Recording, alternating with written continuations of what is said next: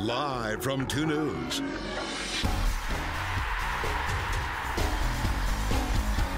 This is Talkin' Real, powered by Strong Auto Group. Good evening and welcome to another edition of Talkin' Real. An unusual week. Just a single game for RSL this week. They will get right back into it with 2 games next week, but they needed this little mini break. Well, they needed the break. They needed points. Unfortunately, you do get the break, but you're still missing guys like Kyle Beckman, Nick Raimondo. Now you throw in DeMar Phillips. Yellow card suspension to Abdoulaye Mansali. It's not getting any easier for a team that is starting to back itself in the corner in the Western Conference. We'll get into that in tonight's show. First, though, the 4th of July extravaganza, ending with a single point for RSL in the standings and a fireworks show for the 8th time in 11 years. For whatever reason, these games always end up in a draw. 4th minute, Audentis Garcia. And what a save. Well, Tally Hall goes down big to his right-hand side. Great reaction save. Unfortunate for Audentis Garcia. He was looking to pick out that bottom left-hand corner. And just a minute later, Orlando City, Kaká, the game's first goal. Well, the ball played in. Ribeiro finds Avila, back to Ribeiro, and there's Kaká. And when you watch this replay, watch the way he opens up his body and he just guides this ball past a completely helpless Jeff Attinella. Fantastic goal, good transition play, good response from Orlando. 28th minute, Tony Beltran, Sebastian Jaime, finishing the cross. And we're all even at 1. Well, great job from Tony Beltran. Makes himself available down that far right-hand side. Little clipped-in ball, perfectly weighted. And again, Sebastian Jaime, 4 goals in his last 4 matches in all competitions. The equalizer, it's 1-1. It looks like it's headed to the half at 1-1. And then, 45th minute, Kaká gets frustrated and ultimately gets a red card. Well, he ends up stomping on the back of the legs of a prone Javier Morales. After the game, all the talk was, we're going to appeal, we're going to appeal. And then the next day they said, no, we're actually not going to appeal. Not only did he kick out twice, he barrels over from behind and watch the right leg. Stomps right on the inside of that left thigh. It took the referee about 15 minutes, but he finally produced a straight red card. Just the 3rd red card in the entire career of Kaká. 15 seconds, not 15 minutes. But it was still a long pause. 63rd minute, Jeff Attinella. Great save here. Well, terrific marking in the box, and I don't know how RSL's back line allowed Jeff Attinella to be in a one-on-one situation with a free header just inside his 6-yard box. Thankfully, St. Ledger couldn't find the back of the net.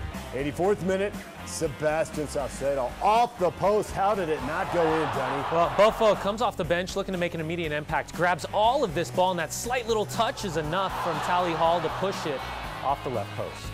87th minute, Tally Hall coming up big against Luis Gil. Well, I thought Luis Gil had an incredibly solid 90 minutes or so, and when he found himself in spots with no immediate pressure, why not have a pop? Unfortunately, Tally Hall up to the challenge once again.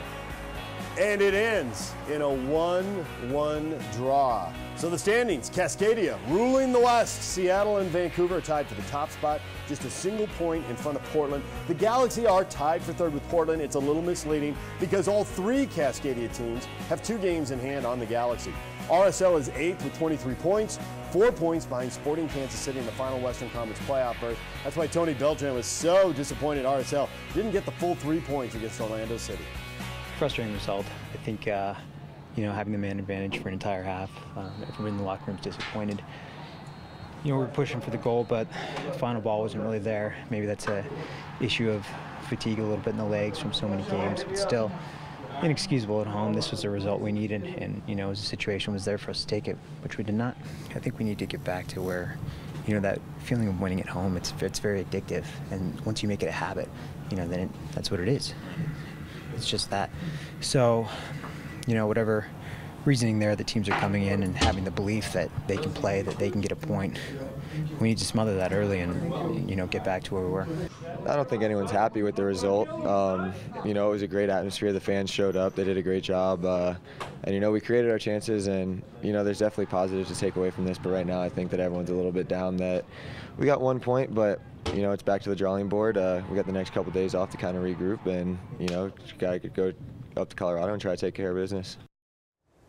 Go to Colorado and take care of business. Colorado is dead last in the West. They've scored the fewest goals in the league, 14. So this is a golden opportunity for RSL to get a win in 3 points. Is it though? That's the big question. I'm not sure that this is a 3 points and you walk out of Denver, wash your hands, get back on the plane. I mean, listen, Colorado just came off a 2-1 win at home against Vancouver. Vancouver's top spot in the Western Conference. They're no slouchovers, and consistency has been the issue for Colorado. Getting up for big games, that hasn't been the issue, especially against a Rocky Mountain Cup rival. They've got a lot on the line, a lot of history between these two teams. They don't like each other, not afraid to kick each other up and down the field. I don't think this is as easy as people are making this out to be just because of where Colorado is in the Western Conference standings right now. It's not just a question of Colorado's form. RSL 0-4 in their last 4 road games. They've been outscored 8-2 in those games and taken a pair of red cards. Yeah, and again, listen, I don't need to pile on any pressure. I think the locker room already feels the pressure of where this group is. It just hasn't been good enough based on the standards set previously. Are there built-in excuses? Absolutely. Call-ups, injuries, suspensions have all come into play. You've started a number 4 center back with a number 6 center back in terms of choices. It's not going to get any easier because don't forget, right around the corner, CONCACAF Champions League, that's 4 more games. You've got 3 games left in US Open Cup if you want to lift that trophy. And then you've got a hard summer schedule with a lot of games on the road still. All right, so you bring up an interesting point there. I believe, and I think RSL fans are pretty unanimous on this, they're much more invested in qualifying for the playoffs than they are in winning the Open Cup. But RSL's 3 wins away from hoisting the Open Cup, qualifying for Champions League in the summer of 2016. Yeah, look at you. Allocation money, right? If you're in Champions League, you get more allocation money. But looking at the playoffs, they probably need at least 25, maybe 27 points out of a possible 48 down the stretch to make it to the postseason. I think I know where you're going. So strategically, which competition would you recommend they focus on? All of them. Oh, see? All of them. You listen, if you were, I'd say, 2nd through 4th in the Western Conference, right? Maybe you can say, okay, we can compartmentalize a little bit. You can't. You absolutely can't with where this group is.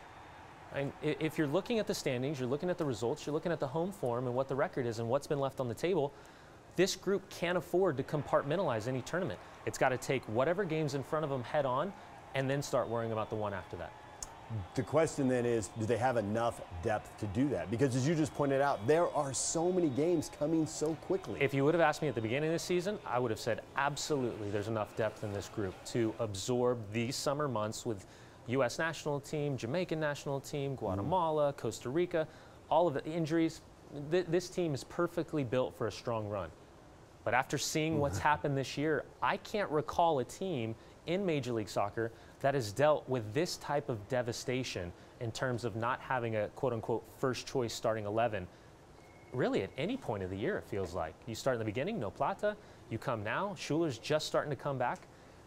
It's been a complete nightmare in terms of trying to prepare and then executing with what you have. All right, RSL played a scoreless draw at home with Colorado on June 7th. Saturday, the rematch in Denver.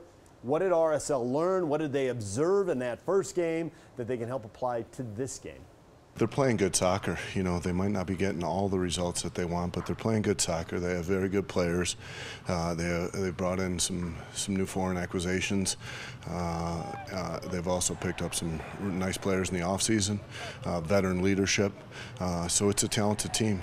You know, we're going to have to be at our best to beat them at their house. We're definitely just trying to climb up the ladder.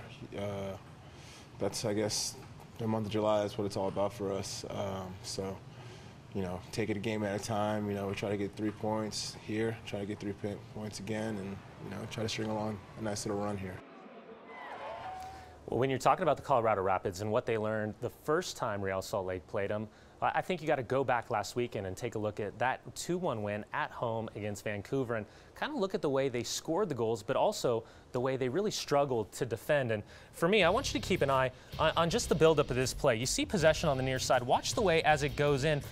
Just keep an eye on the second run that ends up completely unmarked at the back post. Great job from Solinak to get away from his defender, Kofi. And as this ball's clipped in, just kind of dribbles through, and Vicente Sanchez, right place, right time. That's a minute and 20 seconds into the match. Good overlapping, good heads up, good following, and then a timely finish.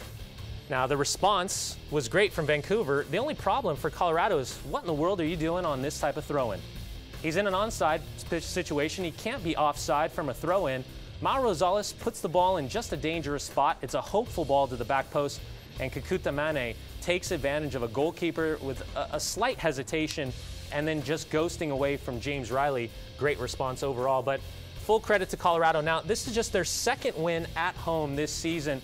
Good build-up play, simple possession. Look at all the white jerseys. You got 5 guys in the box, but Kevin Doyle, the Irish international, played in EPL, was over at Wolves before he came to Colorado and Major League Soccer. Rises up, he's unmarked, snap header, great goal. Colorado would hold on for the full 3 points. Now, when you're taking a look at what I think is going to be the starting 11, Drew Moore is going to be back in the starting 11, but he's going to be on that left-hand side. He was not available the first time these two teams met. That means Jared Watts is going to be starting in the center back position. Now, these 3 midfielders, Pitanari, Cronin, and Sarvas, they're going to sit in front of the back 4 and look to be supportive players, but at the same time, every once in a while, Pitanari is going to look to try to get forward. Solinak is going to look to stay connected with that man, Kevin Doyle. Dylan Powers is going to have the freedom to tuck inside, also make himself available in deep-lying positions, but ultimately, he's going to be that underneath midfielder. Now, here's the question. Who in the world is going to play for Real Salt Lake? No DeMar Phillips, no Abdoulaye Mansali. I think Boyd Aquanu comes in the starting 11, but I'm going to put him at left back, and I'm going to kind of point out Tony Beltran. I think Beltran could potentially start at left back, Aquanu over at the right-hand side, but that's going to be up to the discretion of Jeff Cassar. Chris Schuler is healthy. Looks as if he's going to get the starting spot for the first time in 2.5 months. Luis Gil, I think, is going to continue his partnership with Luke Mulholland. As always, Joao Plata needs to combine well with Sebastian Jaime, Olmes Garcia. And most importantly, DJ, I would love to continue to see both Olmes Garcia and Joao Plata continuing to invert their runs, late secondary runs. And if Sebastian Jaime can stay as active as he's been in the last 4 games, I think he's got a great opportunity to get 5 goals in 5 games played. How sure are you of the alignment in the back line? It seems like there's a lot of possibilities there. Well, listen, we're used to seeing Chris Winger. You know, we're now used to seeing Abdoulaye Mansali, DeMar Phillips. But people forget that Tony Beltran has played left back, and it goes back a few years, but he's played 3 games in the last 3 years as a starting left back, and I think the position should be his. I think it would alleviate some of the pressure on Boyd Aquanu to go into that situation, kind of a hostile environment. And I know the fans for RSL will say there's not enough fans at Dick's Sporting Goods Park to be a hostile environment. But I think it's a great chance for him to settle in, be comfortable in his spot, and know that Beltran can patrol the left and he can do what he does best on the right-hand side. All right, RSL is just 4 points behind Sporting Kansas City in the standings, as we showed you earlier in the show. But Sporting has 3 games in hand. They played 16. RSL's played 19. So the margin of error, when you add that in, doesn't that make the margin of error going forward very small? You got 48 points on the board, 25 points available at home. So you got to think in some way, shape, or form that you have to run out the home schedule. The problem is on the road, and I wrote this down, at DC, Vancouver, Seattle, FC Dallas, Houston, San Jose, and twice at Colorado. Some of those games are going to be really difficult. Some of those games, I think, you have more than a better shot than just getting a point on the road. I think you have that opportunity to get 3. But are you going to rely on results on the road? For me, you've got to do your work at home. That's something that's been a struggle all year long. And then you try to figure out a way to just steal points if you can. But ultimately, this team has backed itself into in a corner that they just never thought they'd be in at this point of the season with this group, this much of depth at the start of the year. All right, it is time now for the Master Electrical keys to the game. If they are to get the result in Colorado, what do they need to do? Well, have offense will travel. You think of the last time that Real Salt Lake scored on the road. Go back to Devin Sandoval at Montreal when he picked up that ball and put it in the far post side net. Who steps up? Gold Cup, yellow card suspension, injuries. What about Boyd Aquanu and his opportunity? Also, I'd love to see Luke Mulholland and Luis Gil continue to lock down that defensive midfield partnership in front of the back 4. And then lastly, just win. I mean, you've got 2 times at Colorado. That's a huge 6 points swing for each individual game. That's a lot of points on the table. If you can separate yourself from teams like that, you're going to give your opportunity to catch that top 3 in the Western Conference. Yeah, but as you pointed out earlier in the show, even playing the last place team on the road isn't a piece of cake. Nope. It's never when you play against teams that are backed against the wall. All right, you can see RSL and the Rapids Saturday here on KMYU. Our coverage starts at 6:30.